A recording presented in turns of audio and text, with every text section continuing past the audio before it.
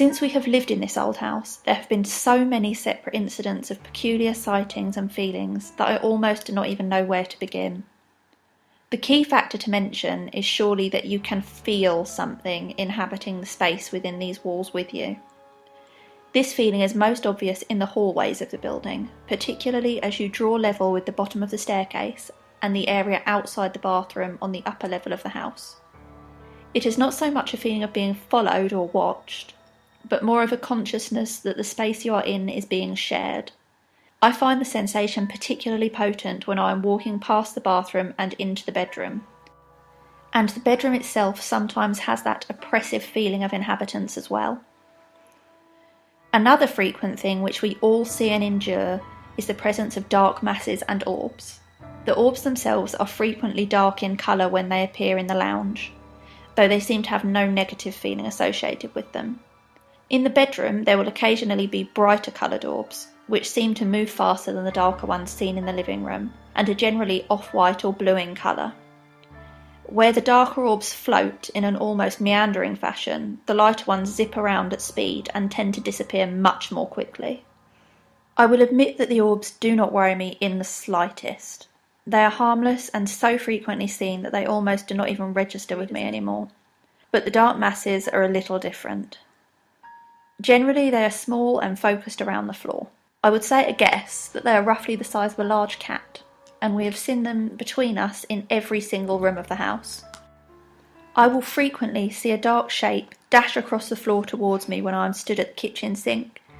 Usually it will dart under the island in the centre of the kitchen and vanish, but sometimes it seems to come from one of the closed cupboards and dash out of the kitchen and into the hallway.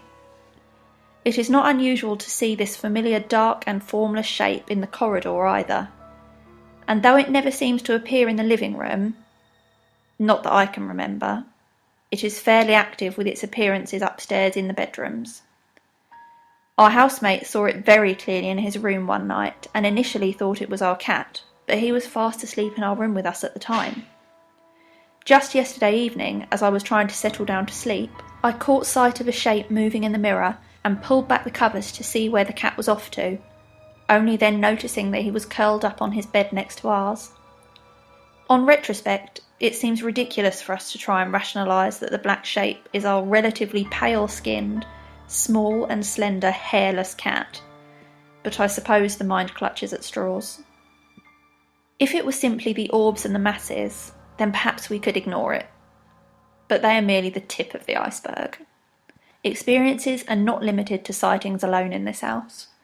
We have also experienced auditory incidents, as well as what I can only describe as low-level poltergeist activity. On top of this, there have been occasions where unmistakably human figures have been seen. We are not alone in this house. There can be no doubt about that. The first strange incident happened to our housemate, who was sat in the lounge late at night watching television, when he looked to his left and saw a face staring at him through the window. The window in question looks out onto our back garden, which is well away from the street and boxed in by other buildings in such a way that there is absolutely no way to access it other than straight through the house.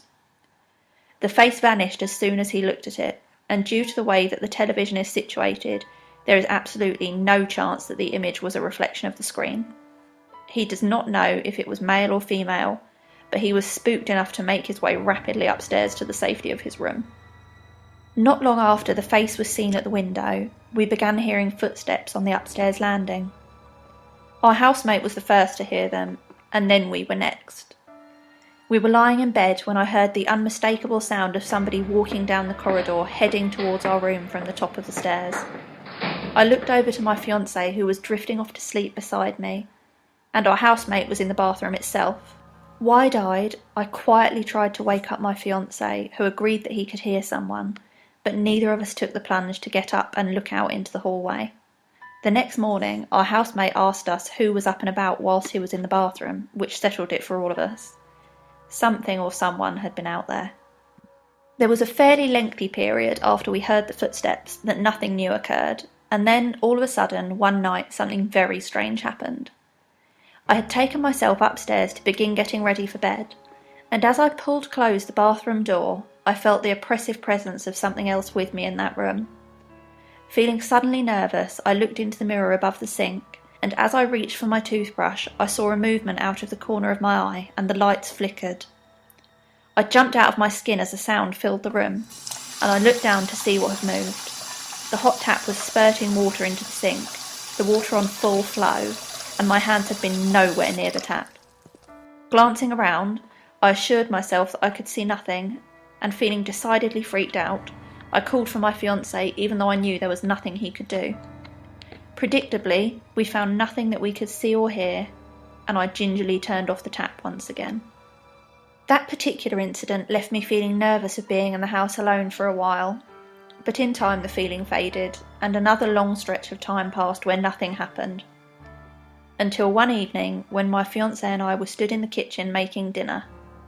We had propped the door open with a doorstop firmly wedged beneath it to keep it in place, and I was standing by the oven stirring a pot, whilst he chopped some vegetables beside me. As we stood chatting and cooking, the door suddenly swung slowly closed. There was no sudden jolt to the motion, as though it was down to a gust of air, and none of the windows or doors in the house were open to allow such a draught to be the cause of the motion. The action was slow and smooth, and the door almost entirely closed before it was grabbed by my fiancé and pulled back open. The doorstop was still wedged firmly underneath it, and there was no sign of anything that could have caused it to move. We both stared at each other in disbelief before scarpering into the hallway and looking back into the room, half excited and half nervous. Again, on further inspection of the house, we could find no root cause for the movement. Within a few weeks of that incident, we had another, and it is worth mentioning that during that time, the number of dark masses and orbs that were being seen between us saw a definite increase. This only happened recently, last week in fact, and I would admit that I am still a little spooked by it. Throughout all of what has happened in this house, our pets have been unperturbed. But that changed on a cold and dreary evening when the dog suddenly seemed to notice the strangeness that had been going on around him for nearly a year. I was sat on the sofa watching a film with the dog curled up next to me. He was fast asleep and had been for quite a while, but all of a sudden, and for no reason at all, his head shot up and he sat bolt upright, growling and staring fixatedly out into the hallway. I glanced out into the hall and then looked back to the dog, who was still staring at something and growling in that same worried way. As I looked at him, he made a quiet, nervous little bark. He was not being aggressive. He was scared. Feeling nervous myself, I asked him, "Are you all right, puppy?" But he did not even flicker his ears in my direction, much less look away. I stood up and opened the door to the hallway, and the dog stiffly and anxiously stalked down the corridor, growling all the while and quite clearly following something.